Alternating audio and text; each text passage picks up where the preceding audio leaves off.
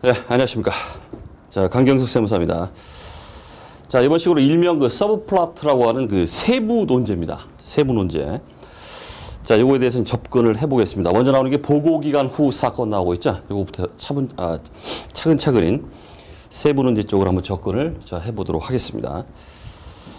자, 이 세부 논제는 그야말로 말이 이제 그 세부 논제지 중요하지 않기 때문에 세부 논제라는 게 절대 아닙니다. 이거는 우리가 회계학을 얘기할 때 큰 줄기에서 좀 벗어나 있는 그런 것들이기 때문에 제가 서브플라트 쪽으로 뺀 것이지 중요하지 않기 때문에 이거는 시험에 안 나오기 때문에 이런 의미가 아닙니다. 동등한 비중을 가지고 있습니다. 메인 플라트랑. 자, 보시기 전에 자, 여러분들이 역시 이제 공부를 진행함에 있어서 제 경험상 수많은 수험생들이 맨땅에 헤딩을 하고 있다. 삽질을 하고 있다. 자, 그런 분들이 상당히 꽤 있기 때문에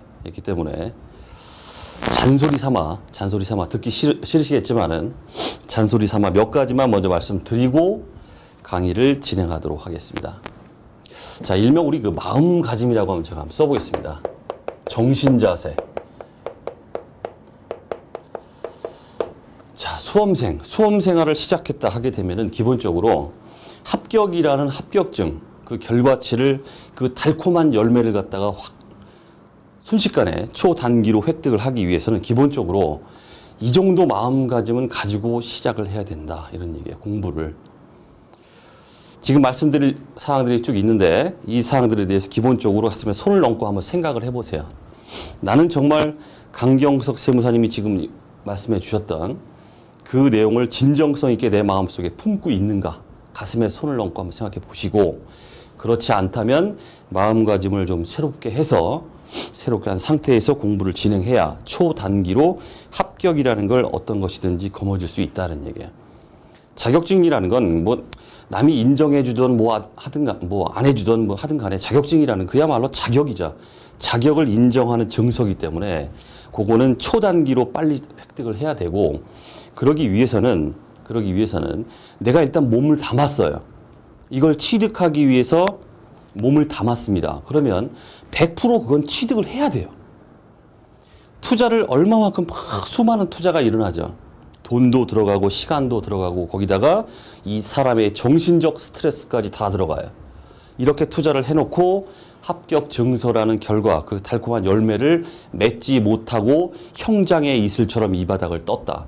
그것만큼 불행한 게 없어요. 그렇기 때문에 자격증의 중요도 또는 사회적인 인지도 다 떠나서 일단 내가 몸을 담았다 하게 되면은 최소한 마음가짐은 이렇게 가지시고 공부를 진행하셔야 열매를 먹을 수 있다. 이런 얘기야. 먹어야 또 그게 제대로 된 거고 먹지도 못하고 그냥 투자만 하다가 떠나버리면 그게 얼마나 허접합니까? 그런 일은 하지 말자. 이런 얘기. 자, 첫 번째는 초지일관 얘기를 좀 해보겠습니다. 자, 강의 중에서도 뭐 중간중간 말씀드린 적이 있는 것 같은데 말이 참 쉬워요. 초지일관. 한 번 뜻을 세운 걸 끝까지 진행한다 이런 얘기인데 끝까지 그 뜻을 꺾지 않고 끝까지 간다. 말은 더럽게 쉬워요. 하지만 더럽게 어려워요. 이게. 제 첫 번째로 이제 마음가짐을 얘기할 때 정신자세.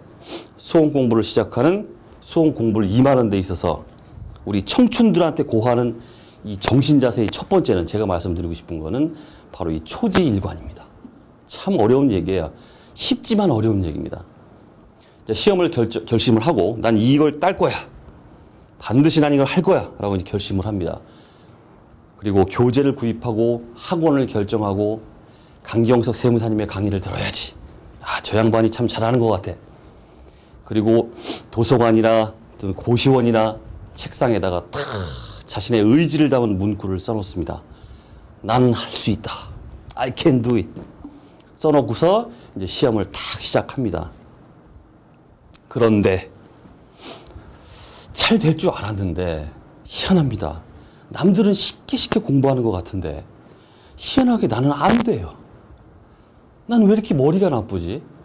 그냥 굳은 의지를 갖고서 시작을 했는데 세상과 한판 붙어보자. 이 필승의 각오로 전투를 세상과 한판 펼치자 이런 생각을 가지고 시작은 하긴 했는데 얼마 지나지 않아서 자신감이 뚝뚝뚝 떨어져 갑니다. 그러니까 막 하기 싫어져요, 공부가. 그리고 불확실성에 대한 두려움이 막 밀려와요. 과연 내가 합격할 수 있을까? 내가 제대로 하고 있는 것일까? 이 공부를 하면 나는 어떠한 결과를 내가 얻을 수 있을까? 나는 못할 것 같아. 이러면서 약간의 그 불확실성이죠. 그런 두려움 때문에 잡념에 휩싸이면서 뜬금없이 그냥 여기저기 막 이력서 내요. 그러면서 돌아다녀요. 이러면서 한 풀씩 처음에 시작했던 그 의지가 꺾이기 시작한다 이런 뜻이에요. 그건 여러분들뿐만 아니라 누구나 겪게 되는 일입니다.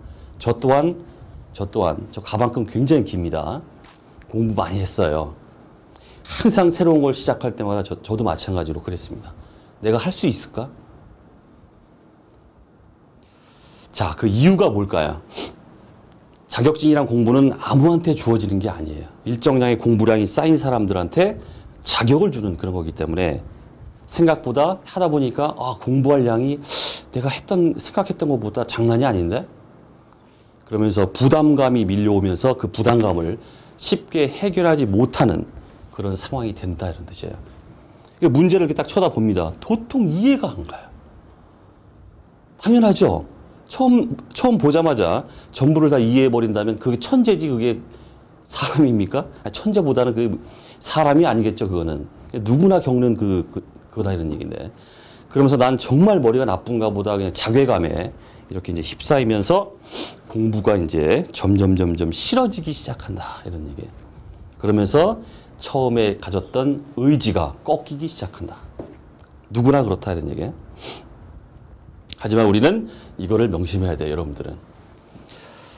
계속 말씀드리지만 시험 초기엔 누구나 이런 생각을 가질 수 있고 여러분만 이런 생각을 가지는 게 아니라 누구한테도 발생할 수 있는 문제라는 걸 명심을 해야 돼요. 나만 그런 게 아니라는 걸 아셔야 됩니다. 자꾸 자기 머리 탓을 해요. 공부를 이제 시작하고 이제 회계나 어떤 이런 것들이 이 바닥이 그렇잖아요. 한번 공부를 하면은 휘발성이 너무 강하기 때문에 공부했는데 머리에서 날아가 버려요. 휘발성 없어져 버려요. 그 공부를 또 해야 돼요. 봤던 걸 또 봐야 돼요. 또 보면 또 봤던 내용이기 때문에 쉬울 줄 알았는데 봤던 내용인데 머리에서 날아갔죠. 다시 보면 또 새로워요. 이게 웬일입니까? 이러면서 점점 내가 할 수 있을까라는 어떤 자괴감에 의문이 들기 시작하면서 힘이 뚝뚝뚝 떨어진다는 뜻이에요. 자, 명심할 것은 계속 말씀드리지만 이 합격을 한 사람들은 이 모든 내용을 다 알고 시험장 가서 100% 툭 던져놓고 해가지고 그렇게 해서 합격한 사람이 아니라는 겁니다. 합격한 사람은 모든 내용을 다 알기 때문에 합격한 게 아닙니다. 보다가 모르겠으면은 버리는 거예요. 과감하게 버리는 겁니다.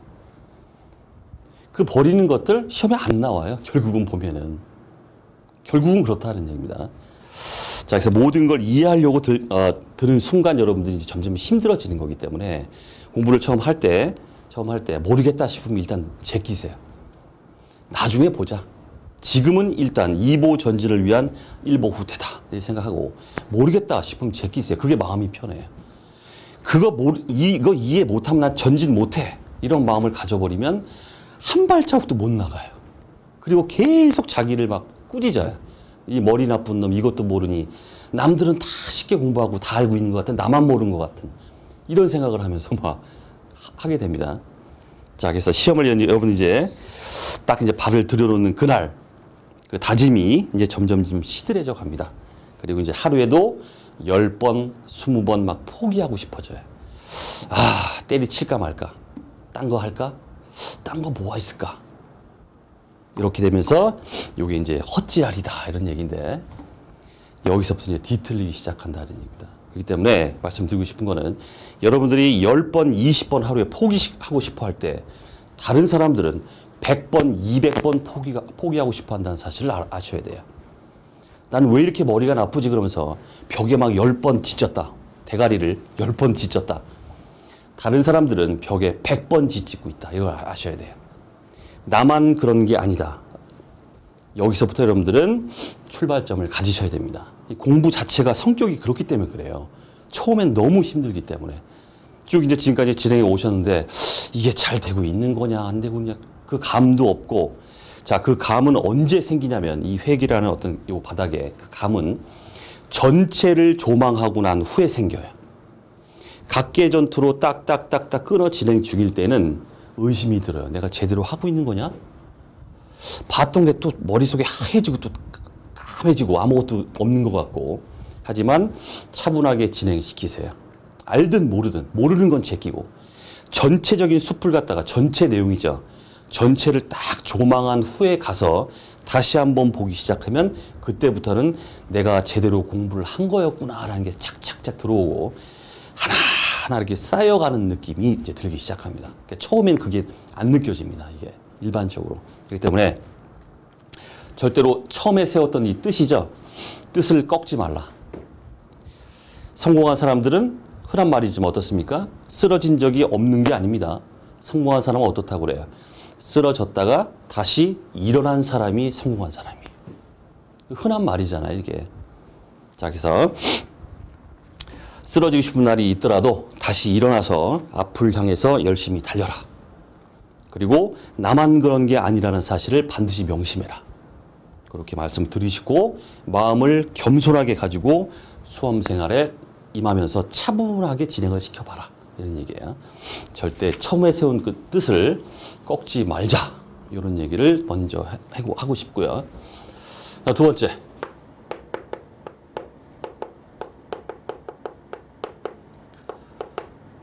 제가 어떤 강의를 하더라도 항상 강조하는 게 바로 요 얘기입니다. 공부는 취미 생활이 아닙니다. 주변에 보면은 공부를 시작하는데 남이 공부 시작하니까 아니 나도 한번 해봐야지 이러면서 시작해요. 취미 생활이에요. 우리 일반적으로 떨어지는 사람들의 대표적인 특징이 뭐냐면 바로 이거예요. 취미 생활이에요. 자격증을 따기 위해서 공부하는 게 아니라 할 일 없으니까 무의도식하게 뭐 하잖아요? 공부라는 걸 한답시고 공부를 해요. 이러고 있어요. 이런 사람들 굉장히 많습니다. 정말 안타까워요. 제가 이 바닥에 뭐 몸담은 지가 10년이 넘어가는데 수많은 수험생을 봤습니다. 취미생활하는 수험생들 어마어마하게 많아요. 그리고 어디 가서 얘기해요. 나 공부한다 이런 식으로. 이런 자격증 공부하고 있다. 아, 공부하는 게 무슨 자랑이에요? 까놓고 얘기해서. 자, 그 다음에 이런 취미생활하는 사람들의 특징이죠. 뭐냐면은 누구 탓을 해요. 여러분들 한번 마음에 한번 손을 얹고 한번 생각을 해보십시오. 제일 먼저 하게 되는 건 뭐냐면 교재 탓을 해요. 아, 교재 정말 허접이네. 아니 그 수험생 입장에서 수험생이 알면 얼마나 한다고 교재 탓을 합니까? 교재를 쓸 정도의 저자면 어떻습니까? 어마어마하게 공부한 사람이에요. 교재 탓을 합니다. 그러다가 어떻게 합니까? 교재를 바꿔요. 아유 재미없어. 이제 좀 식상해. 다른 책 없나? 그러면서 쎄빠시 책이 이제 나왔어요. 아주 요상한 또 책이 되게 새 책이 나오면은 그걸 또 이렇게 사요. 봅니다. 몇 장 안 봐요. 또 다른 책 없나? 이렇게. 아주 이 취미 생활하는 사람들의 특징이 뭐냐면 책을 모으는 게 취미예요. 2012년도판, 13년도판, 14년도판, 15년, 16년, 17년 책이 막 자기 키처럼 막 쌓여갑니다. 골 때리는 건 뭐냐면 책이 많아지는 걸 보면서 자기 스스로 또 기뻐해요. 와, 책이 많아지네. 책이 많다. 기가 막힐 노릇입니다. 문제는 뭐겠습니까? 다 좋습니다.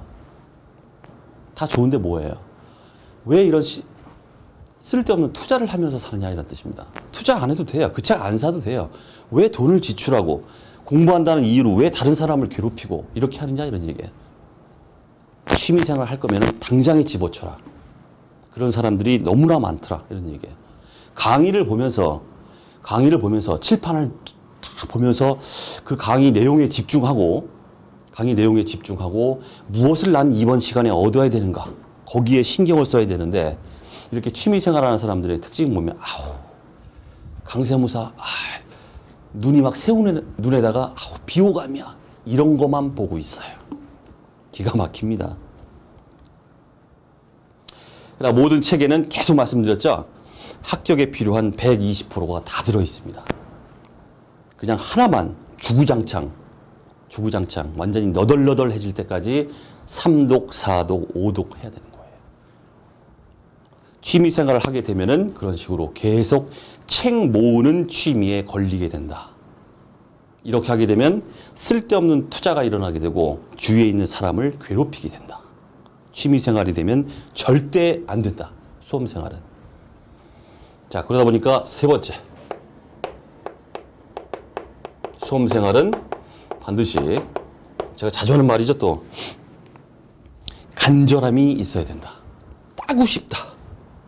저건 내 거가 되어야만 돼 라고 아주 그냥 마음속에 간절함이 있어야 돼요. 난 저걸 너무나 따고 싶어. 대한민국 모든 인간들이 내가 공부하는 이 자격증을 인정해 주건 안 해주건 간에 내가 일단 몸을 담았습니다. 내 거로 만들어 버릴 거야 라는 이런 간절함이 있어야 된다 이런 뜻이에요. 자, 일반적으로 공부를 하자. 에이스가 될 것이냐 잔챙이가 될 것이냐 이 차이를 발생시키는 것은 바로 이 사람의 간절함에서 차이가 발생돼요. 저는 그렇게 봅니다. 간절함이 크면 에이스가 되는 거예요. 간절함이 떨어지면 잔챙이로 남고 끝나는 거예요. 자, 그 말씀을 좀 드리고 싶고 그 다음 나 간절해 그냥 따고 싶어 이 정도가 되면 안 돼요. 또 저는 이거 갖다가 간절함에 100제곱 100승은 돼야 된다 이렇게 말합니다. 간절해 이 정도로는 안 돼요. 뭔가 세상을 바꾸고 뭔가를 이뤄내기 위해서는 눈 딱 떴을 때 뭔가 합격증 이게 보이기 위해서는 간절해 이 정도로는 안 돼요. 간절함에 100승은 돼야 돼요. 그 정도로 간절해야 돼요. 자, 이렇게 간절함에 100승이 돼버리면 공부하는 자세 자체가 달라져요. 너무나 많은 케이스를 제가 봐요. 야, 쟤는 정말 간절하구나. 쟤는 무조건 된다. 그것도 초단기에. 딱 보니까 공부를 하는 것 같은데 간절함이 없어요. 눈이 여기 갔다가 저기 갔다가 여기 갔다가 왜? 마음속에 불확실성에 대한 두려움이 있기 때문에 그래요. 이것도 해볼까 저것도 해볼까. 그러니까 뭐 하나를 정해놓고 간절하지는 못해요. 그러면 아무것도 안 돼요. 아무것도. 그런 사람들을 너무 많이 봤습니다. 반드시 공부를 함에 있어서는 간절함이라는 마음가짐을 반드시 그것도 100승 정도는 가지고 시작해야 된다 말씀드리고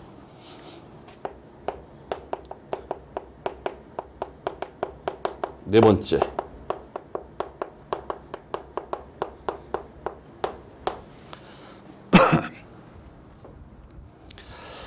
자, 공부는 책을 보면 여러분들 아시겠죠? 1부터 100까지가 쭉 내용이 있다고 해보세요. 그러면 제가 강의 중에 항상 쓰레기다, 버려라, 참고해라 이런 것들이 있었죠. 그런 것들이 거의 한 40% 이상은 돼요. 책에. 그런 건 시험에 안 나와요. 읽을 거리예요. 읽을 거리. 제반 기초 베이스에 그냥 읽고 넘어가는 거예요. 그런데 우리 수험생들이 그런 세부 사항에 너무 집착하는 수험생이 너무 많다. 이게 문제점이에요. 그래서 합격을 못 해요.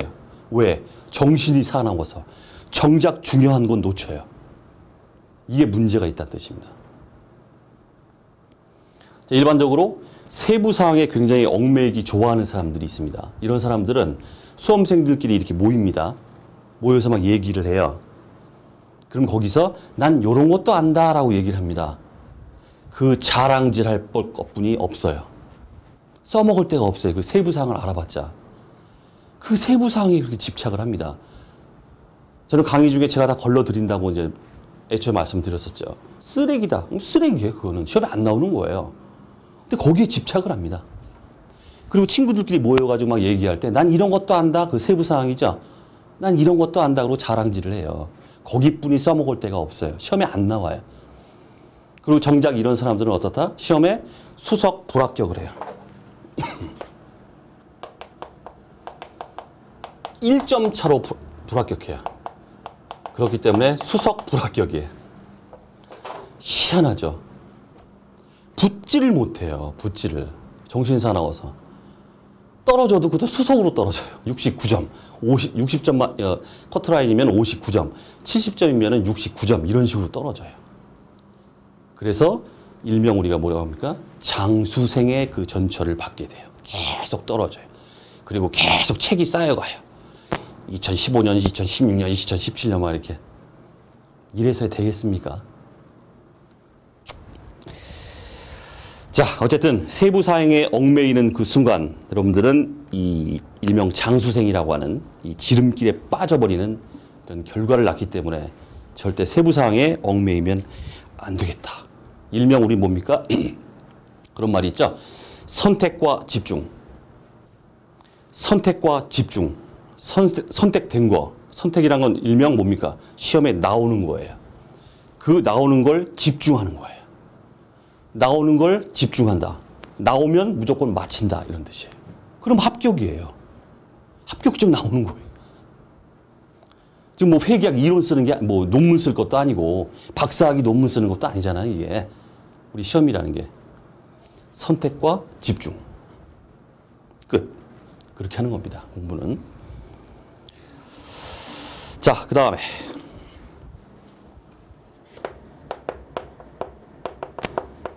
자신감 얘기를 좀 해보겠습니다.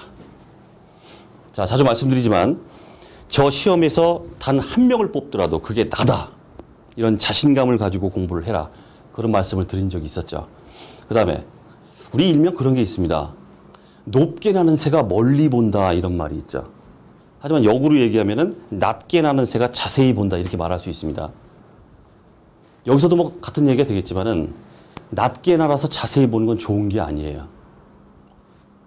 높게 날아야 자신감도 생기는 거고 멀리 보게 되면서 합격이 보여요. 낮게 나서 자세히 봐봤자 합격증이 보이질 않아요. 자신감도 떨어져요. 단 한 명을 뽑아도 그게 나다. 이 생각으로 공부해라. 이 얘기는 수없이 제가 했습니다. 강의 중에. 이 자신감이 있게 되면 일단 여러분들은 50점, 100점 만점이다 그러면 50점 그냥 먹고 들어가는 거예요. 자신감은. 심지어는 제가 이런 말도 합니다. 나란 인간은 남극에 가서도 냉장고를 팔 수 있는 이런 자신감이 있다라는 마음을 가져라 이렇게 말해요. 그 정도의 자기 최면은 걸어야 됩니다. 이게 난 된다. 무조건 된다. 난. 그러면 50점 먹고 들어가는 거예요. 자, 역시나 마찬가지로 간절함이 있다. 그 다음에 거기에 플러스 자신감이 있다. 하게 되면은 공부하는 자세가 역시나 180도 완전히 달라집니다. 자, 예를 들어서 난 안 되는 놈이야. 경험상 나는 살아온 인생을 보니까 나는 맨날 안 되는 놈이었어. 난 어차피 안 돼. 열심히 해보긴 하는데 난 안 될 것 같아. 안 돼. 나는 그렇게 찌질한 놈이야. 난 매번 실패자야. 이런 정신 자세를 갖고 어떻게 합격을 하겠어요? 어떻게 공부가 됩니까? 자, 그 말씀을 좀 드리고 싶다. 이런 얘기고, 자신감.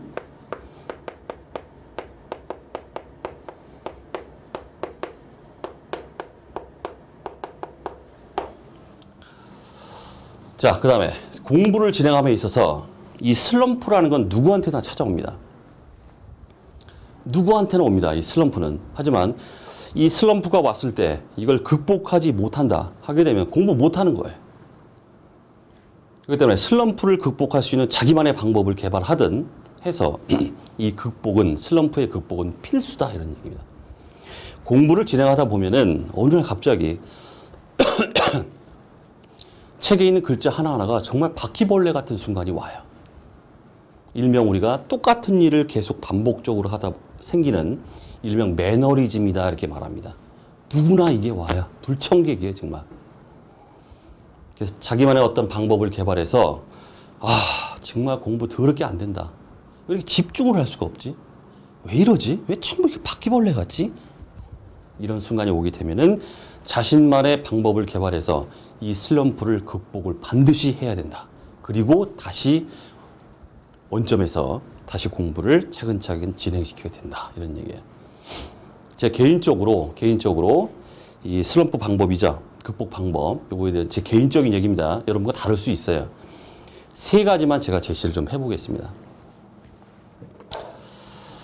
자, 첫 번째는 저는 그러고 싶어요. 이런 말을 좀 드리고 싶은데 잠을 자라. 그냥 다 잊어버리고 이불 뒤집어 쓰고 24시간이 됐든 36시간이 됐든 그냥 푹 주무세요. 아무 생각하지 말고 푹 주무세요. 뭐 수면제를 먹으라 이런 말은 그런데 그 방법 중에 하나가 이제 우리 한약방에 가면은 산조인이라는 그 한약이 있습니다. 그거는 그 일반 그 양약 그 수면제하고는 좀 다릅니다. 먹으면은 그것도 뜨거운 물에 데펴가지고 차로 인지게 마시는 건데 이걸 먹으면은 잠을 푹 자요. 잠을 푹 자고 일어나면 희한하죠. 언제 그랬냐는 듯이 정신이 맑아져요. 아, 다시 한번 시작해보자. 아자아자. 이런 생각이 듭니다. 잠자고 일어나면 희한합니다. 자, 그래서 잠을 한번 푹 잡아라. 이런 얘기예요. 다만 뭐다? 반드시 깨어나야 돼요. 안 깨어나면 안 됩니다. 큰일 납니다. 자, 두 번째는 물론 지금 말씀드리는 건 제 방법입니다. 여러분들도 이제 스스로 방법이 있으시면 그걸 하시는 거고. 자, 이제 두 번째는 그 재래시장인데, 저 같은 경우는 제가 일산 쪽에 살기 때문에 좀 이제 나가면은 그 수색이라는 데가 있어요. 거기 가면 이제 모래내 시장이라는 재래시장이 있는데, 거기를 한번 이렇게 마음이 좀 그렇다. 이렇게 슬럼프가 왔을 때 한번 이렇게 쭉 돌아봅니다. 돌아보면은 거기서 뭐 돈 1,000원짜리 진짜 깻잎 팔고 있는 할머니도 있고 막 그래요. 그런 분들 그냥 또 옷 같은 거 막 난리 부르스를 치면서 그냥 그거 몇천 원짜리 팔려고 막 이러시는 분들이 있어요. 먹을 거 좋아하시는 분들은 먹을 것도 좀 먹어가면서 이렇게 한번 쑥 돌아보는 식으로.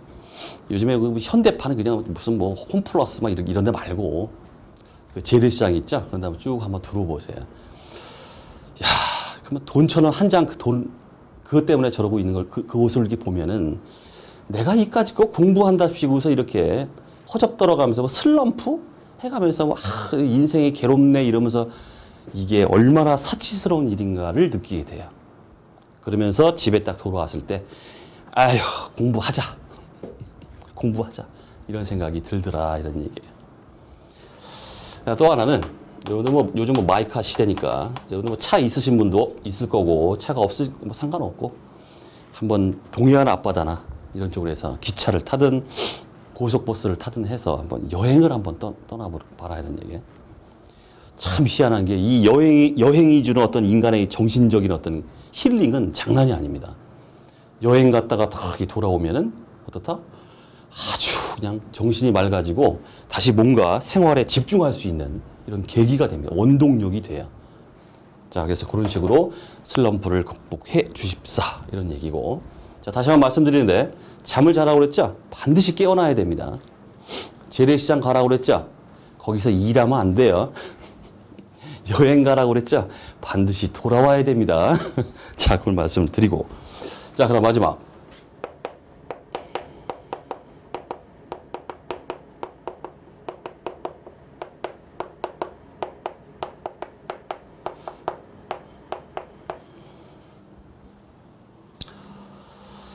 자, 제가 한자 성어 이런 거 좀 많이 쓰지만 계속 말씀드리지만 저는 한자는 못 써요. 한자를 못 씁니다.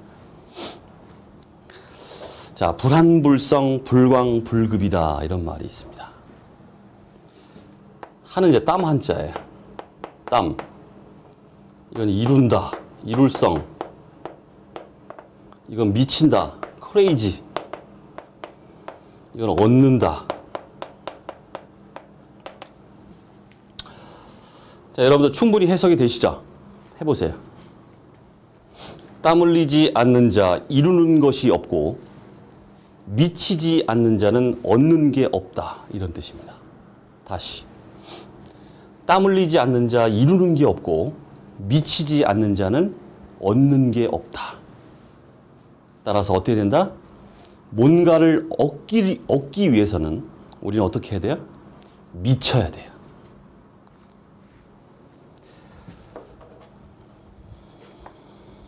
자, 여러분들 70 이런 말 하죠. 즐겁게 공부하자. 열공 이런 말 하자. 열심히 공부하자. 이건 다 쓰레기예요. 우리는 어떻게 해야 된다? 미쳐야 돼. 미쳐서 공부해야 돼. 여기까지. 자, 잔소리는 여기까지 하도록 하겠습니다. 자, 그래서 공부를 진행함에 있어서 자, 기본적으로 지금 말씀드린 요 정도 마음가짐을 좀 가지시고 공부를 해야 뭔가를 초단기에 얻을 수 있다. 이런 얘기예요. 자, 여기까지 잔소리 하겠습니다. 자, 우리 교재로 들어가도록 하겠습니다.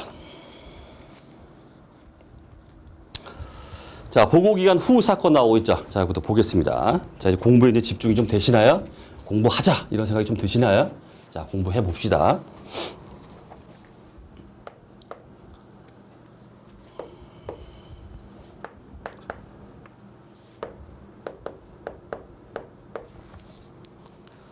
자, 보고기간 후 사건인데 12월 31일 보고기간 말.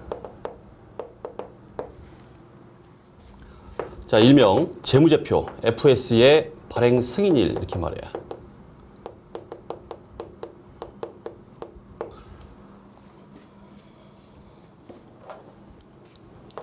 요 사이에 어떤 일이 일어났어요.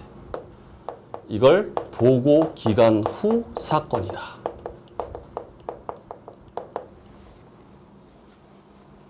이 사건을 12월 31일 보고기간 말이죠. 이때 작성된 재무제표, 이 사건의 영향을 반영해서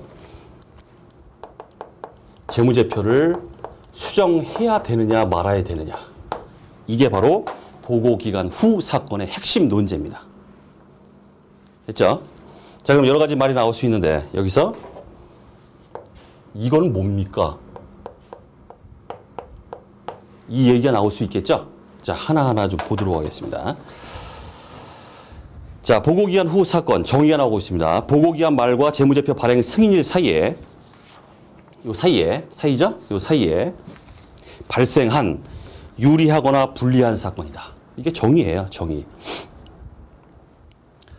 그러니까 유형을 보시면은 수정을 요하는 사건, 그 다음에 수정을 요하지 않는 사건이 나오고 있습니다. 수정 여부. 그죠? 어떤 사건이 있는데 그게 이제 핵심이다. 이런 얘기입니다. 자, 수정을 요하는 사건은 기본적으로 보고 기간 말 존재 상황에 대해 증거를 제공하는 사건이다. 이렇게 되어 있습니다. 일단 어떤 사건이 발생했는데 일단 뭡니까? 요 시점이죠. 보고 기간 말 시점에 어떤 상황이 존재하고 있었어야 돼요. 그 상황에 대해서 어떤 추가적인 증거가 나타날 때 이거를 수정한다. 이런 얘기예요. 그렇기 때문에 밑에 수정을 요하지 않는 사건 보시면은 보고기간 후에 발생한 상황을 나타내는 사건이다. 그러니까 보고기간 말 시점에서는 존재했던 상황이 없어요. 그냥 단순히 이때만 뭔가 발생한 겁니다. 그러니까 아무것도 아니에요. 여기가 X1년이다 그러면 이거는 X2년 재무제표에 포함됩니다. X1년도 이때 수정은 되지 않는다 이런 뜻입니다. 당연한 얘기입니다. 자, 그 다음. 자, 재무제표의 발행 승인이 뭐냐. 이게 나오고 있죠. 자, 먼저 볼 거는 우리 야부리 문제에서 야부리 객관식 말장난에서 요게 두 가지로 나와요. 재무제표의 작성일이다. 땡. 그 다음에 재무제표의 공시일이다. 땡. 자, 말장난은 이렇게 나옵니다. 보고기간 후 사건의 재무제표 발행 승인이죠. 요거는 작성일이나 공시일이 아닙니다. 자, 보겠습니다.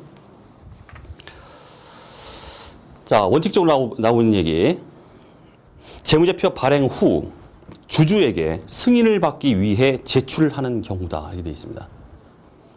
거기에 이사회가 재무제표를 검토 후 발행 승인한 경우 이렇게 되어 있습니다. 자, 언제가 재무제표 발행 승인이냐. 이거에 대해서는 재무제표를 발행한 날. 즉, 이사회가 발행 승인한 날입니다. 요거 MVP예요. MVP 치십시오. 자, 이걸 보기 위해서는 재무제표의 작성에서부터 재무제표의 공시까지 우리 상법상 규정된 내용을 참고적으로 좀 봐야 됩니다. 참고적으로 보겠습니다. 참고. 듣고 버리는 거예요, 이거는. 자, 일단 재무제표가 작성이 되죠. 자, 그러면 이제 이사회라는 게 있죠. 회사의 이사들이 모여서 만든 회의체, 결정, 의사결정 기구인 이사회라는 게 있어요. 이 이사회가 주주총회죠.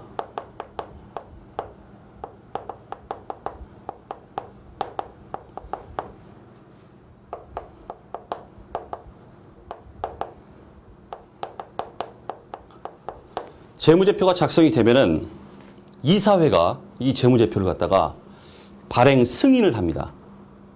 왜? 발행 승인을 하는 이유는 바로 주주총회에 제출하기 위해서 그래요. 물론 중간에 뭐 회계감사가 다 있었겠죠. 주주총회에 제출해요. 그럼 주주들이 그걸 보고 승인을 해요. 주총 제출을 위해서 발행 승인을 합니다. 하고 나서 이제 이게 주총회에 제출이 됩니다. 주주총회에 제출이 된다.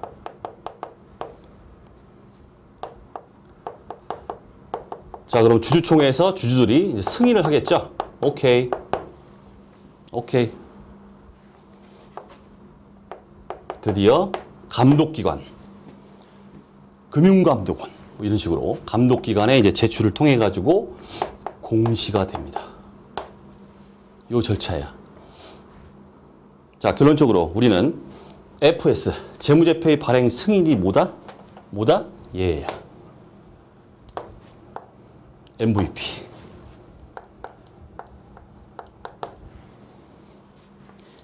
재무제표의 작성일, 이거 아닙니다.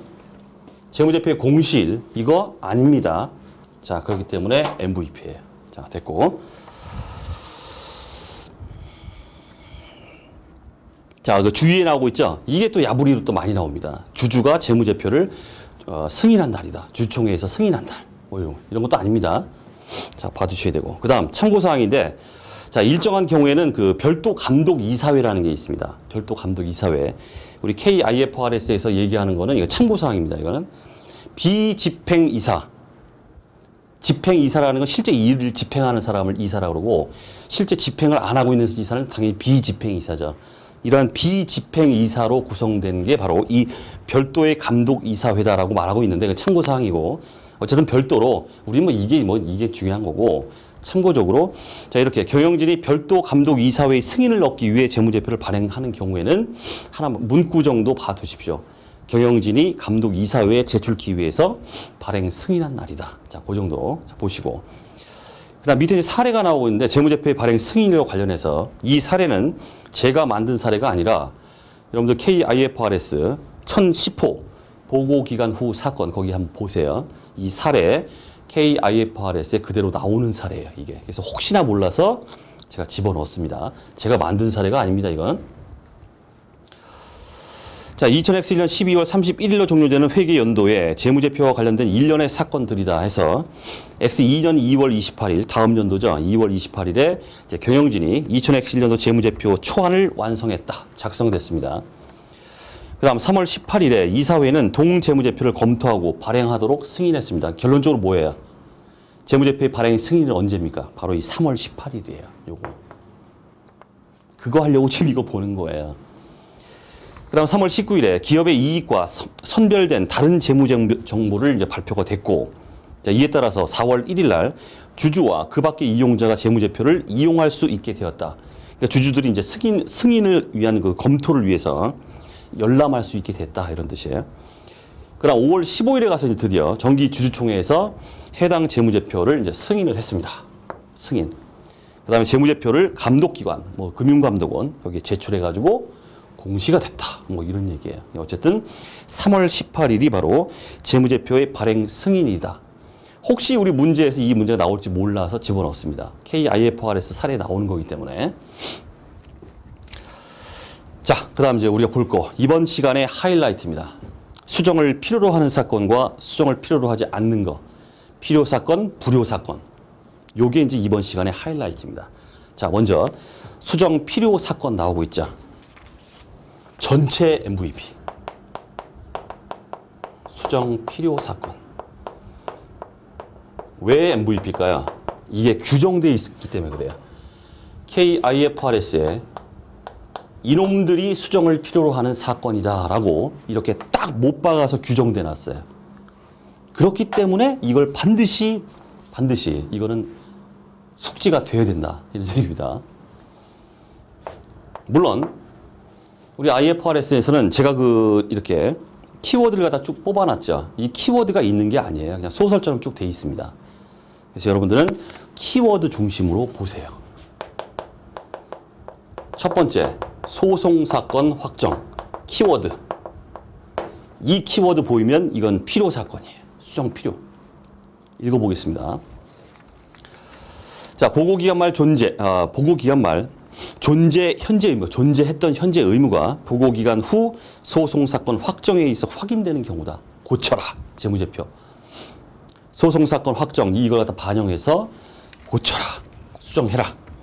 금액을 수정하든 또 인식하지 않은 항목은 뭐 새로 인식하든 이런 식으로 해라. 이런 얘기고. 두 번째, 손상의 발생과 수정. 자, 키워드 중심으로 잘 보십시오.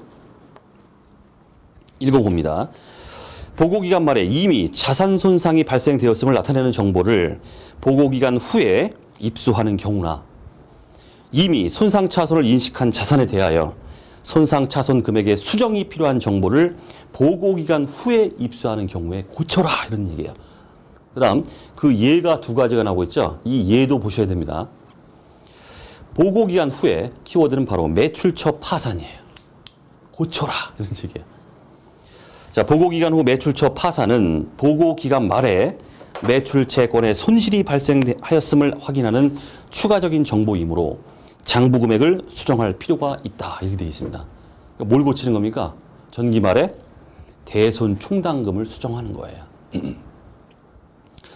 그 다음 심지어는 보고기간 후에 재고자산 판매는 보고기간 말에 순실현 가능 가치에 대한 증거를 제공할 수 있다. 그래서 고쳐야 된다. 이렇게 이야기하고 있어요.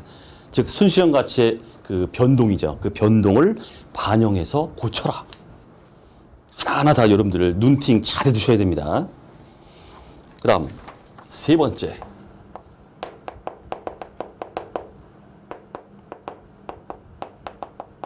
키워드 자산 대가 등 결정. 자, 읽어봅니다. 보고기간 말 이전에 구입한 자산의 취득 원가나 매각한 자산의 대가를 보고기간 후에 결정하는 경우에 고쳐라. 네 번째, 종업원 얘기인데 키워드 종업원 지급액 확정. 자, 읽어봅니다. 보고기간 말 이전 사건의 결과로서 보고기간 말에 종업원에게 지급해야 할 법적 의무나 의제 의무가 있는 이익 분배, 상여금 지급액을 보고기간 후에 확정하는 경우에 고쳐라. 그 다음 포괄적인 규정이 하나 또 나오고 있죠. 바로 부정과 오류예요.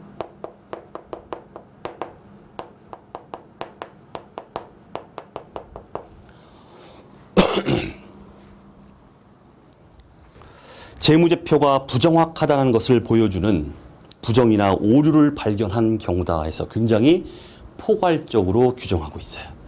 여기에 걸리면 다 고쳐라. 이런 얘기입니다. 그러니까 어떻습니까? 이거는 사실 판단의 문제예요. 담당자의 사실 판단의 문제다. 이런 얘기입니다. 자, 이 전체 키워드 중심으로 지금 했습니다. 이 전체가 수정 필요 사건으로 MVP가 되겠고, 그 다음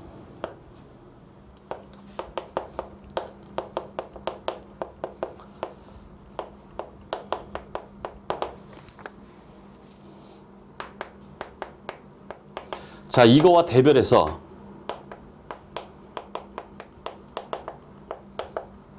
또 하나의 MVP가 뭐냐면 수정을 필요로 하지 않는 사건, 수정 불효 사건, MVP.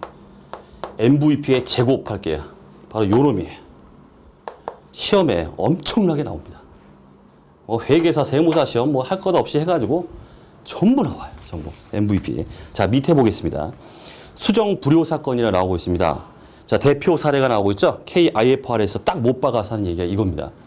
보고기간 말과 재무제표 발행 승인 사이에, 요 사이죠. 요 사이에 투자자산의 공정가치 하락은 뭐다? 수정을 필요로 하는 사건이 아니다. 수정 불효 사건이다. 이렇게 얘기하고 있습니다. 뭐 매도 가는 금융자산의 어떤 그 뭐 공정가치 하락이나 뭐 이런 것들이죠. 자, 이유가 뭐냐? 이유도 또 이렇게 친절하게도 얘기해주고 있습니다. 한번 읽어보겠습니다. 공정가치 하락은 일반적으로 보고 기간 말의 상황과 관련된 것이 아니라